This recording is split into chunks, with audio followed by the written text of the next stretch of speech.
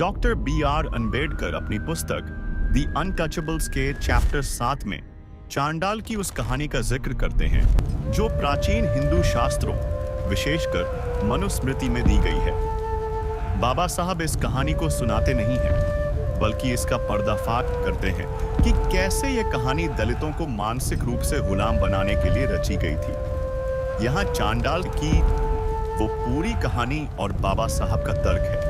इतिहास के गलियारों में एक ऐसा नाम गूंजता है जिसे समाज ने अपवित्रता का पर्याय बना दिया, चांडाल। लेकिन क्या आपने कभी सोचा है कि एक पूरी कौम को नीच और अधम साबित करने के पीछे की असली कहानी क्या थी?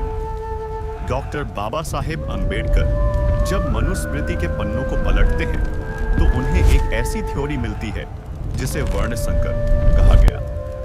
मनुस्मृति कहती है कि चांडाल कोई अलग नस्ल नहीं थे। यह कहानी शुरू होती है एक सजा से।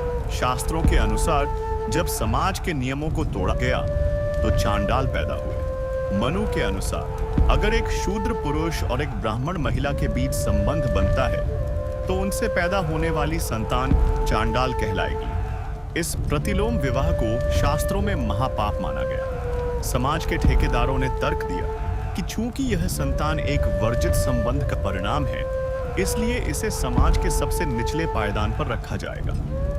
उन्हें आदेश दिया गया कि वे गांव के बाहर श्मशान के पास रहें, मुर्दों के फटे हुए कपड़े पहने और केवल लोहे के गहने धारण करें। उनका काम तय कर दिया गया, वारिसहीन लाशों का अंतिम संस्कार करना और फांसी देने वाले झल्लाद का काम करना।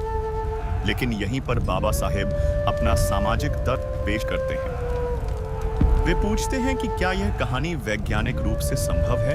क्या हजारों साल पहले इतनी भारी संख्या में ब्राह्मण महिलाओं और शूद्र पुरुषों ने विद्रोह किया था कि उनसे करोड़ों की एक पूरी अछूत आबादी पैदा हो गई? बाबा साहब कहते हैं, यह कहानी महज एक कपोल कल्पना, यह एक साजिश थी उन ब्रोकन मेन और बौद्ध अनुयायियों के खिलाफ जिन्होंने ब्राह्मणवादी व्यवस्था को मानने से इनकार कर दिया था। चांडाल की यह कहानी इसलिए गढ़ी गई ताकि उन योद्धाओं की आने वाली पीढ़ियों के मन में यह जहर भर दिया जाए कि तुम एक पाप की संतान हो। बाबा साहेब का तर्क सीधा था।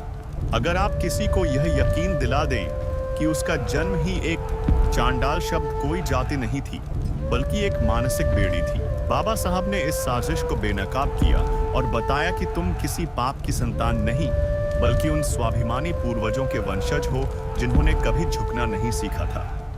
आज उस झूठी कहानी को जला देने का वक्त है। अपनी पहचान को शास्त्रों की धूल भरी कहानियों में नहीं बल्कि बाबा साहब के तर्कों में ढूंढिए। शिक्षित बनिए, संगठित होइए और इस हजारों साल पुराने झूठ के खिलाफ संघर्ष कीजिए। जय भीम।